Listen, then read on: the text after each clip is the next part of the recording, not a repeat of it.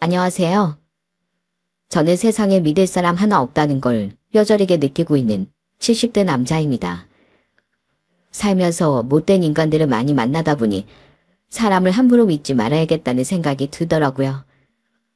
험난했던 저희 가족들의 인생살이를 들려드리고 싶어서 사연을 신청하게 되었습니다. 그럼 지금부터 한번 이야기를 시작해 볼게요. 저는 20살 때 같은 동네에 살던 아내와 결혼을 하게 되었어요. 저희 아버지와 장인어른께서는 워낙에 친하셔서 제가 어렸을 때부터 사돈 맺자고 농담처럼 말씀하시곤 했는데 그게 정말로 현실이 되어버린 거죠. 저와 아내는 결혼 후에 딸 둘을 얻게 되었는데 처음엔 시골에서 살다가 20대 후반에 서울로 올라오게 되었습니다. 그 후 기술을 배워서 아내랑 같이 도배공으로 일을 하기 시작했어요. 저희가 서울에 올라갈 때 아내의 오빠인 형님께서도 같이 서울에 올라와 사업을 하셨는데 힘들 때 가끔씩 막걸리도 한 잔씩 할 정도로 우애가 좋았습니다. 그렇게 서울에 올라온 지 한 5년 정도 됐을 때 저희 부부는 집을 살 수 있을 정도로 돈을 모을 수 있게 되었어요. 그런데 그때쯤 형님이 찾아오셔선 저희한테 이러시더라고요. 매제, 내가 요즘 사업이 너무 힘들어서 그러는데 내가 딱 6개월만 쓰고 갚을 테니까 돈 좀 빌려주면 안 될까? 처음엔 부담스럽긴 했는데 아내 얼굴을 봐서 돈을 빌려주게 되었어요. 그런데 약속한 6개월이 지나고 나니 형님이 연락도 끊고 사라져버린 거예요. 너무 억울하고 허망해서 주저앉아 있는데 아내가 울면서 저한테 이러더라고요. 여보, 내가 진짜 미안해. 우리 오빠가 설마 우리 속일 줄은 나도 몰랐어. 이게 다 나 때문이야. 진짜 미안해, 여보. 알고 보니 형님은 사업이 아니라 노름에 빠져서 저한테 돈을 빌린 거였더라고요. 장인 장모님께서도 뒤늦게 이 사실을 아시곤 저한테 울면서 사과를 하셨습니다. 저는 서울에 와서 5년 동안 뼈 빠지게 일해서 번 돈이 한순간에 날아갔다는 충격에 한동안 일도 안 나가고 집에서 울기만 했습니다. 그때 당시 초등학생이었던 저희 딸들이 정말 의젓하게도 저를 위로해 주더라고요.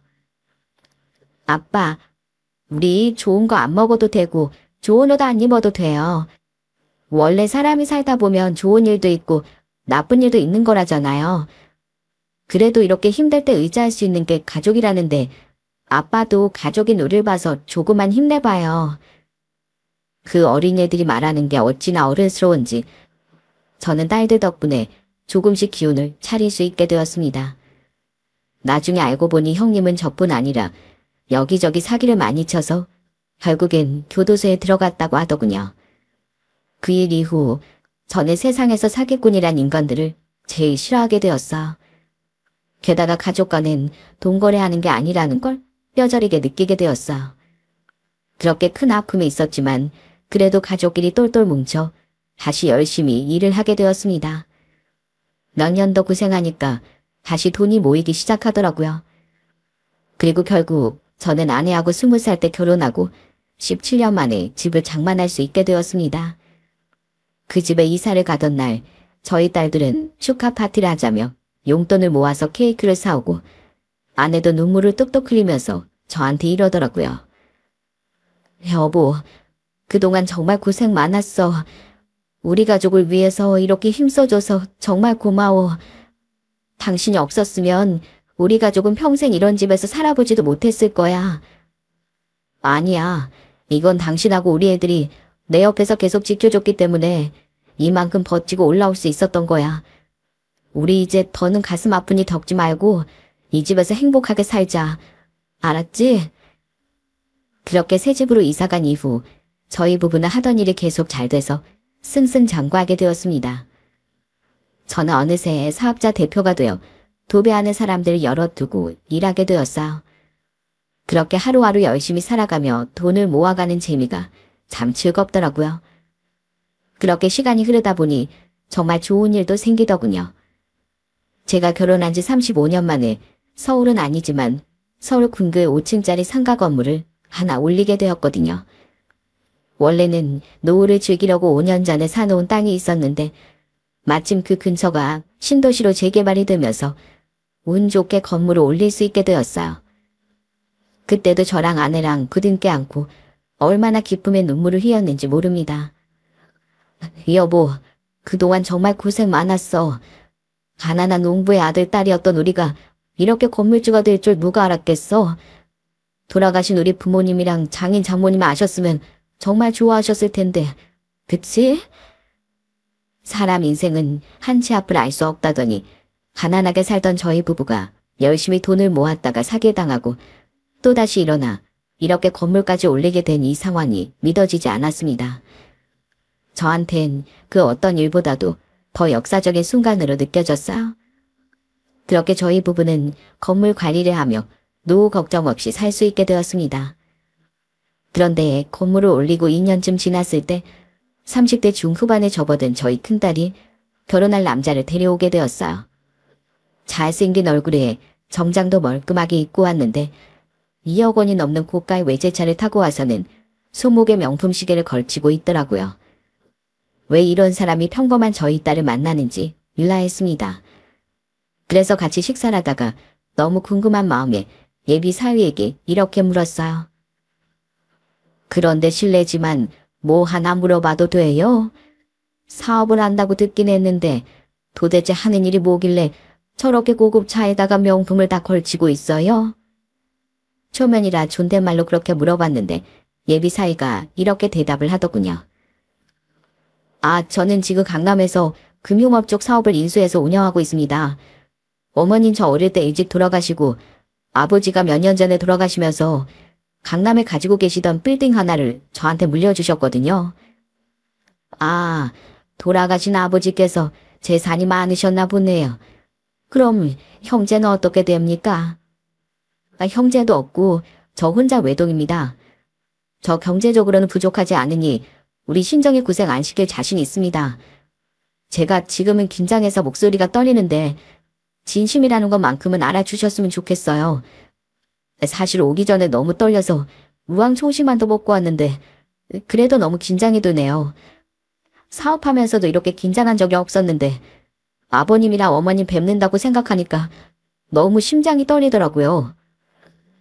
저는 자신 있게 자신의 재산 상황에 대해 오픈하면서도 긴장된다고 목소리를 떨고 있는 예비 사위를 보고 순진한 면도 있구나 하는 생각이 들었어요. 신뢰가 가는 인상이라 딸의 결혼을 허락하긴 했지만 재력이 너무 차이 난다는 게 걱정이 되긴 하더라고요. 그래도 어쨌든 둘이 좋다고 하고 예비 사이도 좋은 사람인 것 같길래 결혼을 시키게 되었습니다. 그런데 저희 큰딸이 결혼하자마자 잘 다니고 있던 직장을 갑자기 그만두더라고요. 왜 그만뒀냐고 물어보니까 임신 준비를 하면서 내조를 할 거라고 하더군요. 그래서 그때는 워낙에 사위가 경제력이 있으니 그럴 수도 있겠다고 생각했어요. 사위는 그렇게 돈이 많은데도 거만하지 않고 오히려 저희한테 엄청 잘해주더라고요. 틈만 나면 홍삼이며 뭐며 선물을 사들고 저희 집에 찾아오곤 했어요. 게다가 한 번은 저한테 이런 얘기까지 하더라고요. 아버님, 그래도 잘 나가는 건물주신데 차가 이게 뭐예요? 10년 넘는 차를 왜 아직도 끌고 다니세요? 제가 아버님 풍덕에 맞게 고급 외제차 한 대 뽑아드릴 테니까 그거 타고 다니세요. 뭐? 아유, 됐어. 차 타고 다닐 일도 별로 없는데 내가 무슨 고급 외제차야? 나한테 외제차 사줄 돈 있으면 그냥 우리 딸이랑 둘이 차에 먹고 잘 살아. 내가 이 나이에 무슨 포기 영화를 누리겠다고 그런 비싼 차를 끌고 다니겠어. 사위는 한 번씩 저렇게 터무니없이 비싼 선물을 사준다고 했었는데 저는 그때마다 부담스러워 거절을 했습니다. 저는 사위가 저희 집에 자주 찾아와 주는 것만으로도 고마웠거든요. 아이고, 사업하느라 바쁘다는 사람이 왜 이렇게 자주 찾아와? 괜히 나 때문에 일하는데 방해되는 거 아니야? 방해되긴요. 어머님이랑 아버님 보고 싶어서 찾아왔죠. 제가 오늘 경치 좋은 식당 하나 알아놨으니까 저랑 드라이브도 할 겸 같이 나갔다 와요. 제가 오늘 아주 클 곳으로 모실게요. 저는 큰딸이 그런 좋은 사람이랑 만나서 결혼을 하게 되었다는 게 정말 좋았답니다. 저희 큰딸은 사위와의 사이에서 딸을 둘 낳게 되었어요. 그런데 저희 큰딸이 결혼한 지 3년쯤 됐을 때부터 사이가 저희한테 하는 게 조금씩 뜸해지기 시작했습니다. 그러다가 어느 날은 저희 큰딸이 찾아와서 갑자기 눈물을 뚝뚝 흘리더니 저한테 이러는 겁니다. 아빠, 이서방이 요즘 사업이 좀 많이 힘든가 봐요. 힘들어서 맨날 술 먹고 괴로워하는데 내가 옆에서 지켜보고 있기가 너무 힘들어요. 그래서 말인데 아빠가 좀 도와주면 안 돼요? 내가 지금 도움을 청할 곳이 아빠밖에 없어서 그래요. 뭐? 아니, 이서방이 강남에 빌딩도 있고 부모님한테 물려받은 재산도 있다면서 그건 어디다 쓰고 왜 나한테 도와달래? 자세히 말하기는 좀 그런데 이미 건물 담보로 대출도 받은 상태라서 추가로 더 돈 나올 데가 없단 말이에요. 아빠, 제발 한 번만 도와줘요. 네? 아휴, 얼마나 필요한데 그래. 일단 급한 불 끄려면 2억 정도만 먼저 필요할 것 같아요. 나도 웬만하면 아빠한테 이런 부탁 안 할 건데 지금 너무 힘들어서 그래요. 처음엔 2억이라는 돈이 너무 큰 돈이라 망설여졌습니다. 하지만 딸이 워낙에 도와달라고 울고불고하고 당시 둘째 소녀가 돌이 막 지난 상황이라 더 막막해할 딸을 생각하니 안 해줄 수가 없더라고요. 그래서 저는 사회의 사업 자금으로 2억 원을 빌려주게 되었습니다. 그런데 한번 빌려주기 시작하니 저를 돈주머니로 생각한 걸까요? 몇 달 지나서 큰딸이 또 저한테 오더니 이러는 겁니다. 아빠, 이서방이 돈이 좀 더 필요한가 봐요. 아빠가 한 번만 더 도와주면 안 돼요? 너 그게 무슨 소리야? 내가 무슨 돈 나오는 지게니? 이서방 직원들도 많고 사업도 잘 된다면서. 그런데 왜 갑자기 자꾸 돈을 빌려달래? 그리고 이서방도 그래.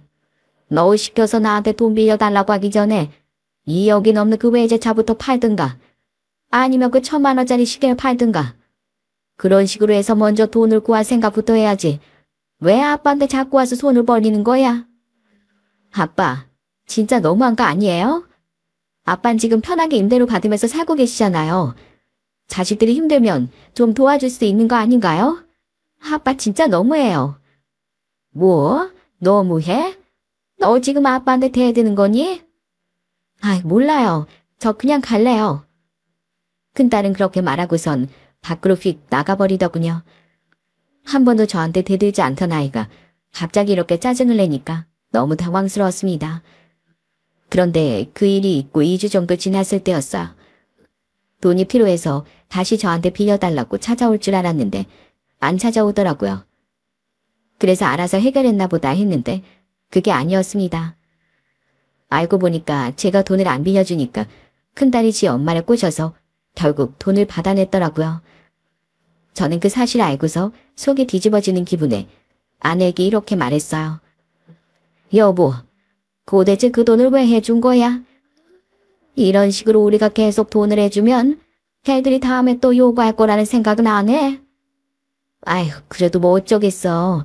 자식이 힘들다는데 부모로서 도와줘야지. 우리 딸도 딸이지만 우리 소녀딸들 생각만 하면 내가 가슴이 너무 아파서 그랬어. 무조건 도와주는 게 능사가 아니라니까. 아휴, 부모님한테 물려받은 재산이 그렇게 많다더니 난 아무래도 이서방이 좀 수상한 것 같아. 그리고 신정이 걔도 영 이상한 것 같더라고. 그런데 그때 옆에서 듣고 있던 작은 딸이 저한테 이러더군요. 아빠, 우리 언니 그런 사람 아니잖아요. 언니도 다 생각이 있어서 그런 거겠죠. 우리한테 말 못할 무슨 사정이 있는 걸지도 모르니까 일단은 기다려봐요. 그런데 그 일이 있고 나서 얼마 안가 제 몸이 점점 안 좋아지기 시작했습니다. 처음엔 큰딸 때문에 스트레스를 받아서 그런 줄 알았는데 병원에 가보니까 암이라고 하더라고요. 60대 초반의 암이라니 너무 억울했습니다. 그래서 어떻게든 나아보려고 열심히 병원 치료를 받고 있는데 저희 작은 딸이 저한테 정말 지극정성으로 잘하더라고요. 작은 딸은 직장 근처에 혼자 살면서도 수시로 절 찾아와 저에게 힘이 되어 주었어요. 아빠, 기억나요? 우리 서울에 새 들어 살 때 나랑 언니랑 가끔 라면 끓여 먹었는데 아빠가 일 끝나고 집에 오면 왜 라면을 먹냐고 막 화냈었잖아요. 그러고선 아빠가 나가서 우리가 좋아하는 떡볶이랑 김밥이랑 막 사오고 그랬었는데 그때 아빠가 무슨 일이 있어도 내 자식들 라면 먹이지 않는다. 이렇게 말씀하셨던 거 기억나세요? 그때 우리한테 울면서 막 미안하다고 하셨잖아요. 그럼 다 기억나지. 일하고 왔는데 내 새끼들이 배고파서 라면 끓여 먹는 거 보고 내가 너무 마음이 아프더라고. 그때 내가 얼마나 다짐을 많이 했는 줄 아냐? 내가 이 한 몸 부서지도록 열심히 일해서 내 새끼들 먹고 싶은 거 다 사줄 수 있을 정도로 성공해야겠다고 다짐하고 또 다짐했어.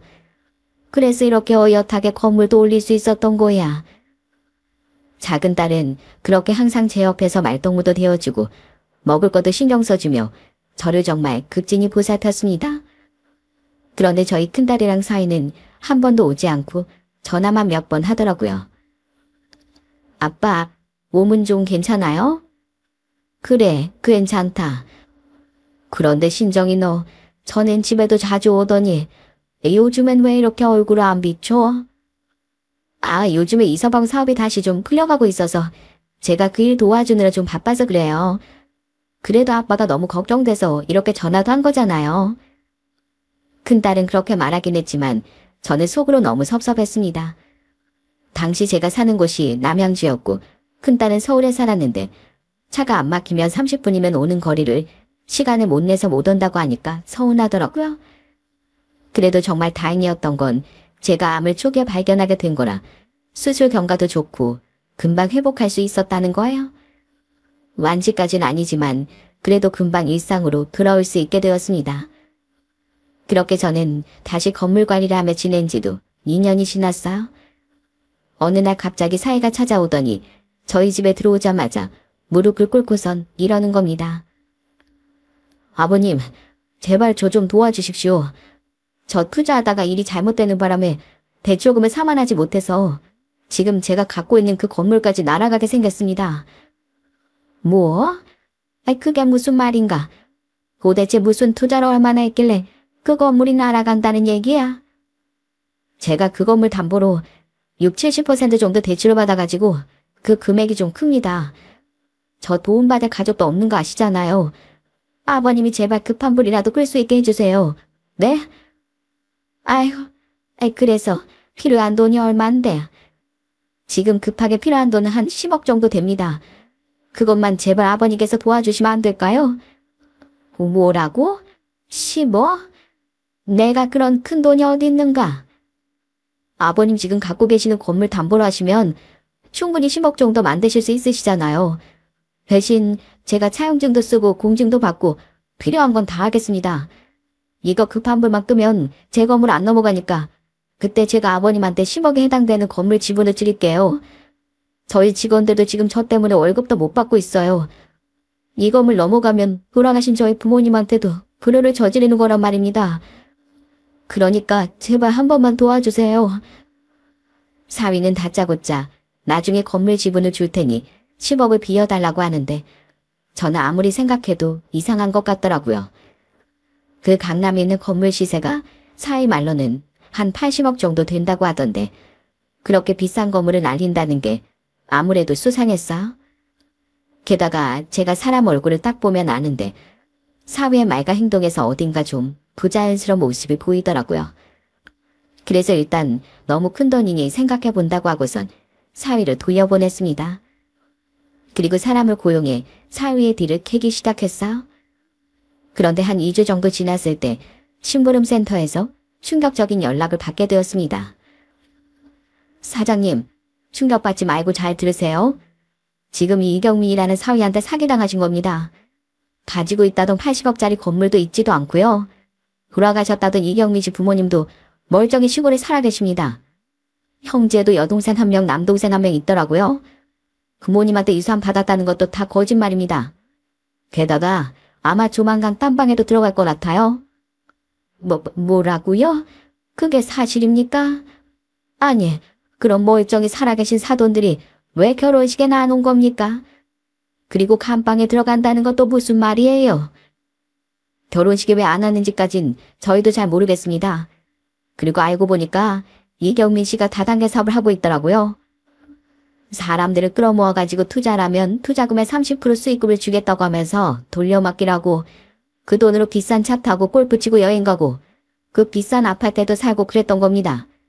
그런데 그 돌려막기 하는 투자금이 터져가지고 그 피해자들이 경찰에 신고를 했나 봐요. 그거 해결하려고 사장님한테 10억을 빌려달라고 했던 모양인데 절대 빌려주시면 안 됩니다. 제가 이런 일을 해서 아는데 우리나라에 이런 일이 생각보다 엄청 많아요. 사장님이 지금 다 속으신 거라고요. 저는 너무 큰 충격에 한동안 말을 잇지 못했습니다. 저는 머리끝까지 차오르는 화를 참을 수가 없어 그날 바로 서희한테 전화해 딸이랑 같이 집으로 오라고 했습니다. 그러자 서희는 제가 돈을 빌려주는 줄 알고 신나서 김치국부터 마시더라고요. 저는 잠시 후 집에 돌아온 딸과 사위를 거실에 앉히고선 사위에게 이렇게 말했습니다. 자네, 도대체 정체가 뭔가? 네? 정체라뇨? 도대체 무슨 말씀이신지. 내가 다 알아보고 왔으니까 어느 날 속일 생각하지 말게. 자네, 도대체 왜 우릴 다 속인 거야? 부모가 있는데도 없다고 속이고 형제가 있는데도 없다고 거짓말했잖아. 신정이 너, 네 남편 이렇게 다 속인 거 알고 있었어? 몰랐어? 제가 그렇게 묻자 큰딸은 고개를 쿡 숙이더니 이렇게 말하더군요. 사실 알고 있긴 했어요. 뭐? 알고 있었다고? 그런데 왜 우릴 다 속인 거야? 엄마 아빠를 왜 다 속였냐고? 그게 사실 이서방이 가족에 있는 건 맞는데 인연 끊은 지가 오래돼서 없다고 얘기한 거예요. 하지만 딸과 사이 둘 다 인연을 끊은 이유에 대해서 말을 못하더군요. 그래, 인연을 끊은 건 그렇다 치고 그럼 부모님이 빌딩 물려줬다는 건 도대체 뭐야? 그 빌딩도 없는 건데 있다고 거짓말한 거잖아. 자네 이렇게 사기쳐도 되는 건가? 아버님, 저 사기친 적 없어요. 정말이에요. 제가 왜 사랑하는 신정이나 아버님, 어머님한테 사기를 치겠어요? 뭐라고? 사기를 친 적이 없어? 그럼 이거 뭔가? 이 서류들을 보고도 그런 말이 나와? 저는 그렇게 말하고선 심부름센터에서 받은 증거자료들을 사위한테 던져버렸습니다. 그러자 사위는 얼굴이 새파랗게 질려서는 이러더라고요. 아버님, 이걸 도대체 어떻게... 이것 봐. 끝까지 거짓말. 자네 다단계 사판다면서 남의 돈 그렇게 뜯어먹으면서 호의호식하다가 이제 딴방 들어갈 것 같으니까 나한테 10억 빌려달라고 한 거였잖아. 어디 할 짓이 없어서 장인 장모한테 이런 사기를 치나. 아버님, 제가 정말 잘못했습니다. 저 한 번만 살려주세요. 저 이거 못 막으면 진짜 간방 들어간단 말이에요. 저 간방 들어가면 저희 애들 아빠 없이 자라야 되는데 아버님은 손녀딸들이 불쌍하지도 않으세요? 그러자 이번엔 저희 큰딸이 나서서 저한테 애원을 하더군요. 아빠, 나도 이렇게 부탁할게요. 그래도 난 아빠 딸이잖아요. 딸 봐서라도 한 번만 도와주면 안 돼요? 뭐라고? 이것들이 진짜. 신정이 너, 아빠가 그렇게 어렸을 때부터 사기치는 남자는 무조건 만나지 말라고 그랬지. 그런데 이 모든 사실을 알면서도 어떻게 우리한테 다 숨길 수가 있어? 어떻게 네가 이럴 수가 있냐고. 아빠, 나도 처음부터 알았던 건 아니에요. 나도 나중에 알았단 말이에요. 그런데 이미 우리 애들이 있는데 나보고 어떡하라고요. 그래서 너 지금 애들 때문에 네 사기꾼 같은 놈하고 계속 산다는 거냐? 어쩔 수 없잖아요. 그럼 어떡해요? 어떡하긴 뭘 어떡해. 당장 이혼하고 갈라서야지. 세상에 서류까지 조작해 와가지고 장인한테 사기치는 인간을 내가 어떻게 사이로 인정해. 자네, 당장 우리 딸이랑 이혼하게. 죄를 지었으면 마땅히 벌을 받아야지. 그런데 제가 이혼 얘기까지 꺼내자 갑자기 사위가 돌변을 하더군요. 아, 진짜 너무하시네. 돈도 많은 양반이 이렇게 똥쟁이같이 굴 거예요? 그럼 손녀딸들 어떡할 건데요? 혼자만 건물 가지고 편하게 살지 말고 좀 같이 먹고 삽시다. 뭐야? 자네 지금 말투가 그게 뭔가? 저를 사위로 인정 안 한다면서요? 아, 진짜 또 옛날 성격 나오게 만드네. 내가 이걸 확 그냥... 그런데 그때였어요. 옆에서 듣고 있던 저희 작은 딸이 사위한테 버럭 소리를 지르더군요. 형부, 그게 지금 무슨 소리예요? 지금 우리 엄마 아빠를 협박하고 있는 거예요? 저자는 좀 빠져. 어른들 하는 얘기에 간섭하지 말라고. 뭐? 빠져? 지가 뭔데 나한테 빠져라 말아야? 이 사기꾼 주제에. 야, 너 말 다 했어? 나보고 사기꾼이라고? 그럼 사기꾼이지 뭐야. 우리 부모님도 3억이나 뜯어갔으면서 또 10억 더 뜯어가려고 했잖아. 우리 엄마 아빠가 무슨 호구인 줄 알아? 이미 가져간 데 3억이나 내놔. 당장 내놓으라고. 야, 이 쥐꼬리만한 게 지금 어디서 형반들 반말로 난리야? 형부 좋아하시네. 너 같은 건 바로 간방에 집어넣어야 돼. 내가 경찰에 신고할 테니까 너 딱 기다려. 여보세요, 거기 경찰서죠? 지금 우리 집에 협박범이 있는데 와서 빨리 좀 잡아가세요. 저희 부모님이 지금 위험하시단 말이에요. 으이씨, 뭐 그런 거 가지고 경찰에 신고하고 난리야? 아, 진짜 짜증나 죽겠네. 작은 딸의 현명한 처신 덕분에 사위는 기겁을 하며 그냥 돌아가더군요. 이어서 큰딸도 자리에서 일어나려고 하자 작은 딸이 큰딸에게 이렇게 얘기했어요. 언니, 저 인간 따라가는 순간 언니한테 나락밖에 없어. 내가 이렇게 부탁할게. 그러니까 제발 저 인간한테 가지 말고 그냥 우리랑 여기 있자. 어? 하지만 큰딸은 눈물만 흘리면서 사위를 따라서 나가버리더군요. 이런 상황에서까지 지 남편만 생각하는 큰딸이 너무 답답할 노릇이었어요. 그런데 그렇게 나간 큰딸이 3일 만에 다시 저희 집에 돌아왔습니다.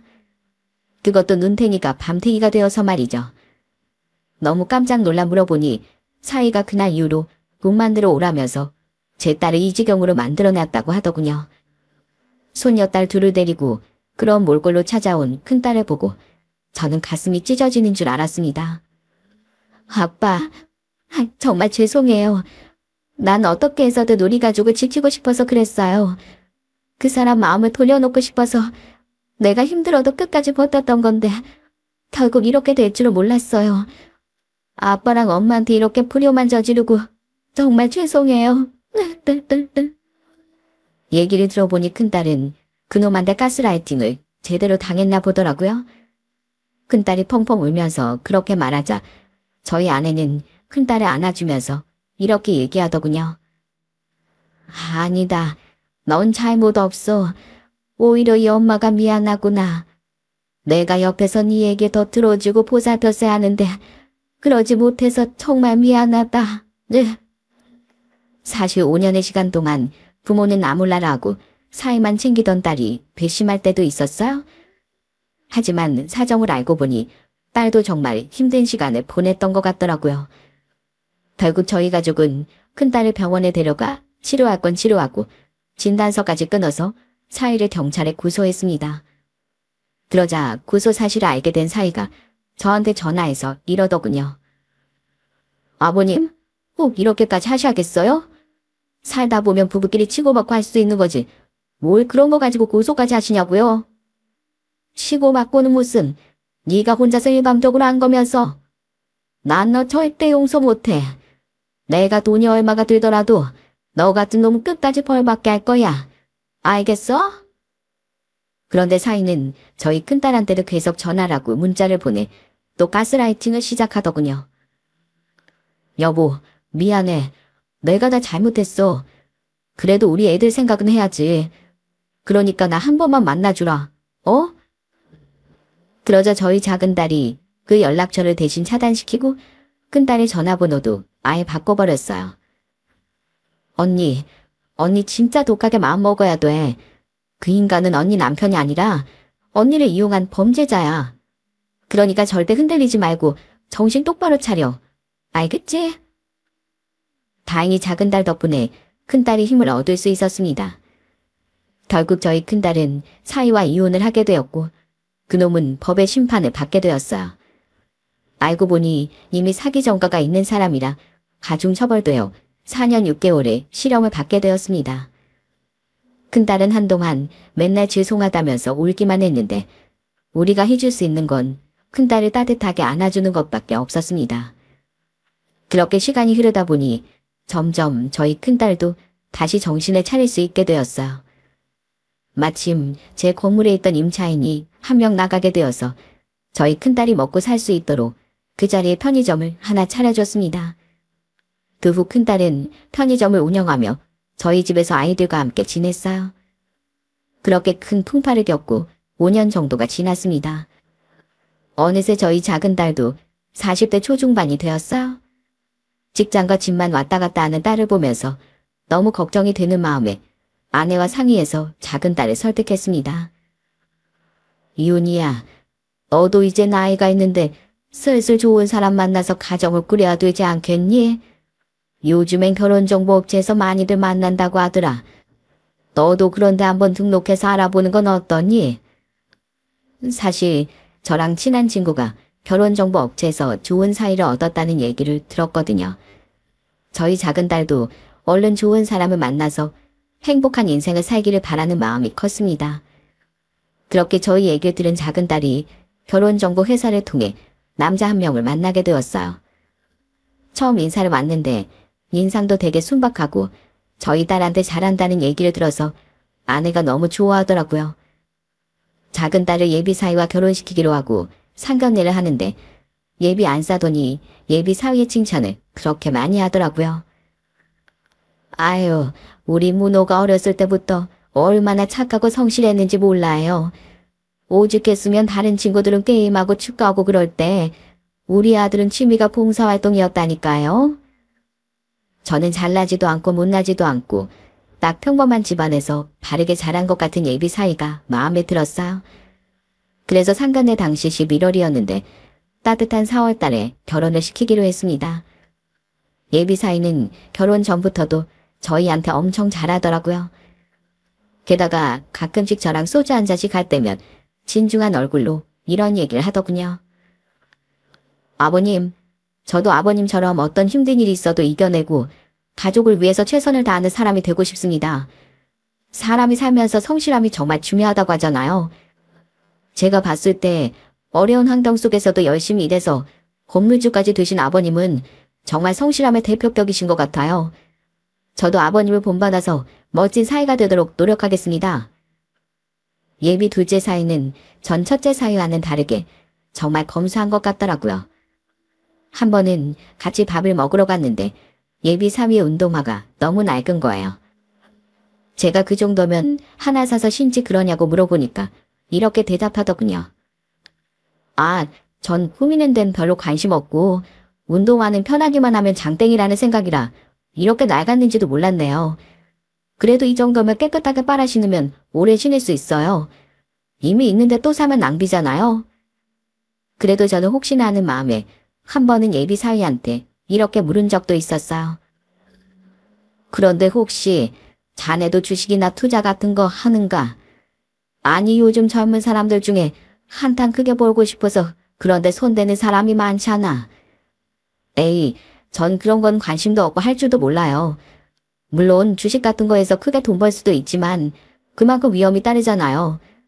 전 아무리 생각해도 그냥 착실하게 일해서 꼬박꼬박 적금 드는 게 최고인 것 같더라고요. 돈놀이를 하던 전 첫째 사위랑은 다르게 예비 둘째 사위는 정말 믿음직스럽더라고요. 이렇게 성실하고 욕심 없는 사람이라면 저희 둘째 딸을 맡겨도 되겠다는 생각이 들었습니다. 그런데 둘째 딸의 결혼식을 3개월쯤 앞뒀을 때 저희 집에 생각지도 못한 큰 불행이 찾아오고 말았어요. 아내가 그냥 집에 있겠다고 해서 딸들만 데리고 어디 놀러 갔다 온 적이 있었습니다.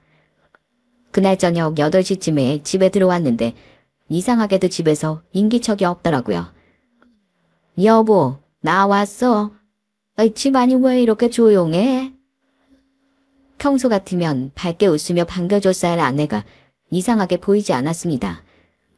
주방에도 없고 작은 방에도 없고 안방에도 없었어요. 혹시나 해서 안방에는 화장실 문을 딱 연 순간 저는 깜짝 놀라고 말았습니다. 아내가 안방 화장실에 쓰러져 있었거든요.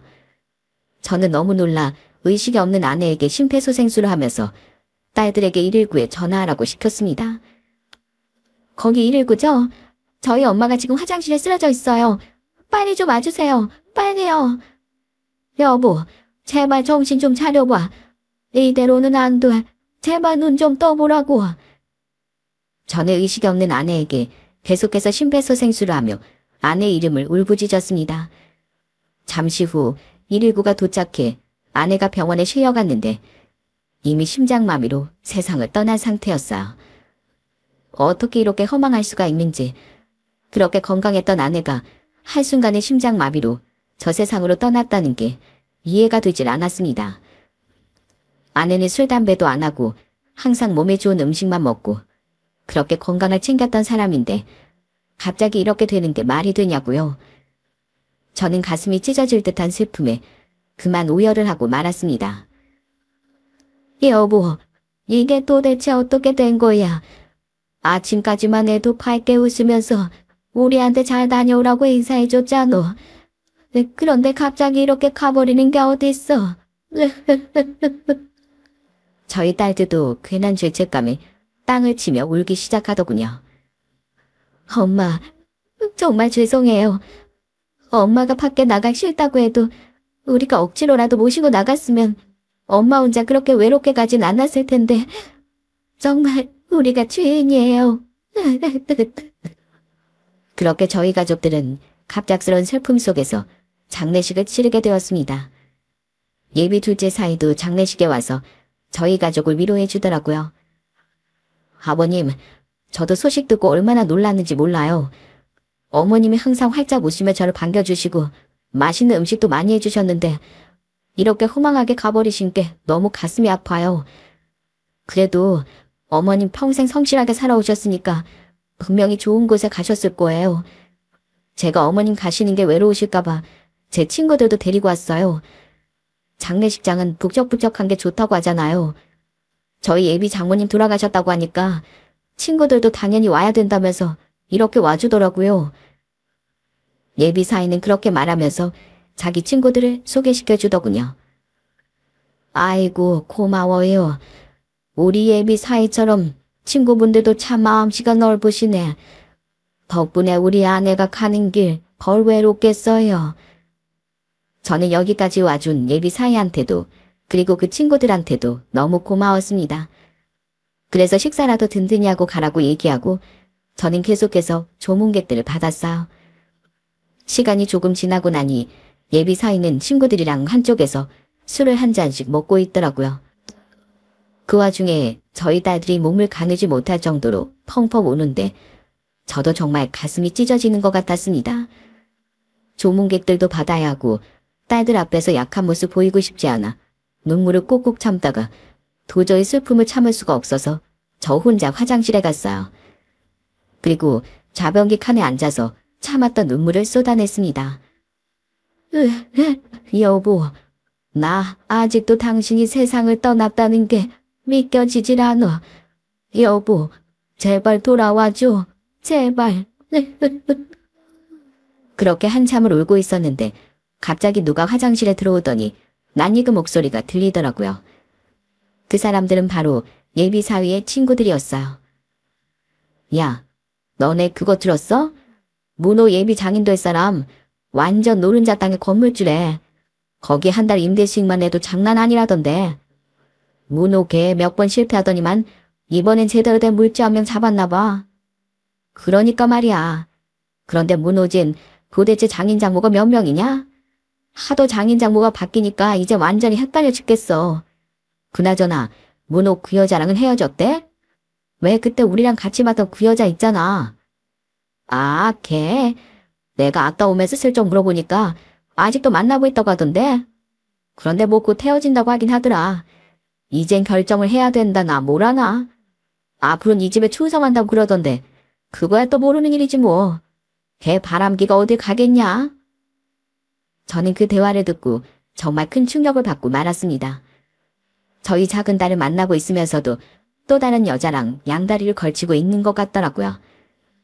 게다가 장인 장모가 몇 명이냐는 소리가 나오는 걸 보니 초혼도 아닌 것 같았어. 저는 화가 머리끝까지 차올라서 화장실 문을 벌컥 열고 소리쳤습니다. 이봐요. 방금 한 말이 다 사실입니까? 그러자 그 친구들은 귀신이라도 본 것처럼 놀라더니 이러더군요. 그게요? 그게 아니라 지금 했던 말 다 사실이냐고 물었습니다. 당장 똑바로 얘기 안 해요? 저희는 몰라요. 모른다고요. 그 친구들은 끝까지 모른다고 얼버무리더니 화장실 밖으로 확 나가버리더군요.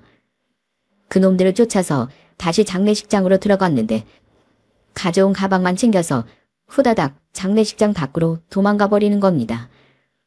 예비사위는 영문도 모르고 친구들한테 갑자기 어디 가냐고 소리를 치더군요. 저는 뚜벅뚜벅 걸어가 예비사위 앞에 있던 육개장을 예비사위 머리 위에 확 부어버렸습니다. 장례식장에 있던 모든 사람들이 깜짝 놀라고 저희 작은 딸도 기겁을 하며 달려왔어요. 아빠, 지금 뭐 하시는 거예요? 저는 시뻘건 육개장을 뒤집어 쓴 예비사위에게 이렇게 말했습니다. 자네, 우리 속였는가, 안 속였는가? 네? 그게 무슨 말씀이세요? 지금 솔직히 얘기 안 하면 더 후회하게 될 거야. 네, 다시 한번 물어보겠네. 자네 우리 속였는가, 안 속였는가? 아버님, 갑자기 왜 이러세요? 제가 속이긴 뭘 속였다고 그러세요? 자네 지금 만나는 여자 있지? 그리고 지금 이 결혼도 처음이 아니잖아. 네? 아버님이 그걸 어떻게 하셨어요? 자네 친구들 화장실에서 얘기한 거 내가 다 들었어. 자네 지금 내가 건물주라는 거 알고 우리 딸이랑 결혼한다고 한 거잖아. 내 돈이 욕심나서 우리 집안에 충성한다고 얘기했다던데. 제 말에 장례식장 안에 있던 사람들이 모두 다 깜짝 놀라고 말았습니다. 특히 저희 작은 딸은 얼굴이 새파랗게 질려서 이렇게 말하더군요. 아빠, 지금 그게 무슨 말이에요? 이게 다 어떻게 된 거냐고요? 윤희 너 잘 들어. 이놈, 지금 너 말고도 만나는 여자가 또 있단다. 게다가 너 만나기 전에 결혼도 여러 번 했던 놈이야. 그래 놓고 내 재산이 탐나서 우릴 다 속이고 너랑 결혼하려고 했던 거라고. 뭐야, 이게 진짜 사실이야? 오빠 말 좀 해봐. 우리 아빠 말이 사실이냐고. 그러자 예비사위가 갑자기 무릎을 꿇더니 변명을 하기 시작하더군요. 아버님이 말씀하신 거 다 사실 맞습니다.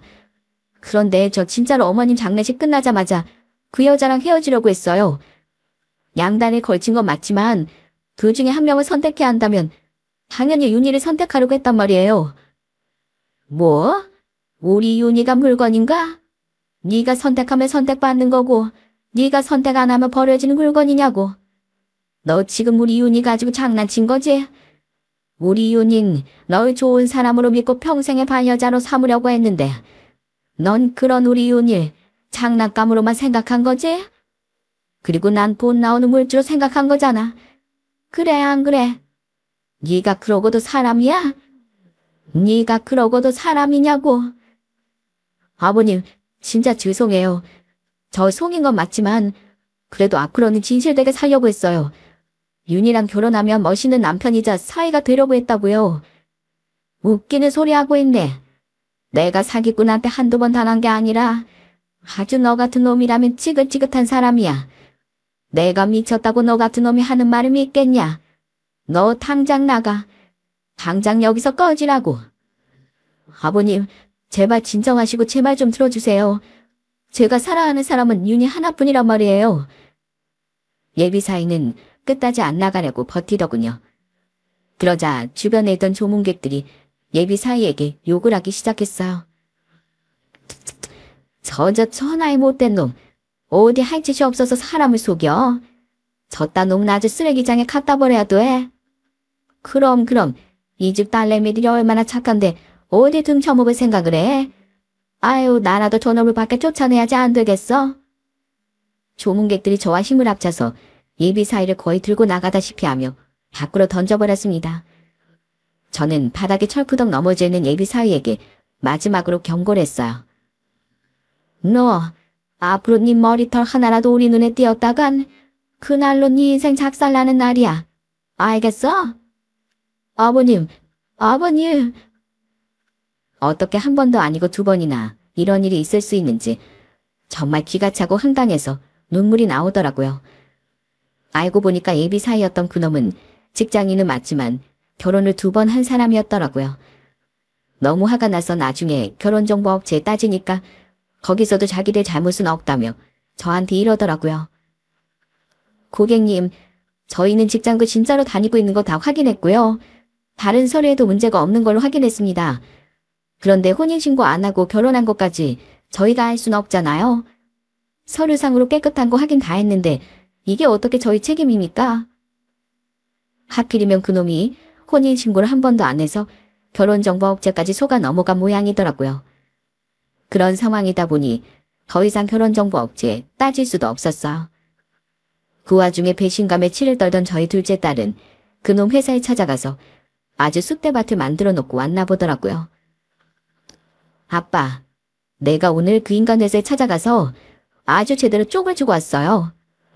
그 인간 재산 많은 집 여자 낚으려고 결혼정보업체까지 속이고 이 여자 저 여자 만난 거 그리고 양다리 걸친 것까지 전부 다 까발리고 왔다고요. 그 인간 아마 쪽팔려서 이제 회사도 못 다닐 거예요. 그 회사 사람들도 뭐 저런 놈이 있냐면서 아주 쌍욕을 하던데요.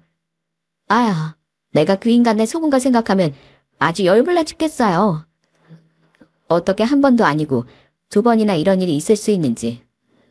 너무 원통해서 한동안은 매일 한숨만 쉬었습니다. 그런데 저희 큰딸이 저한테 이런 얘기를 하더군요.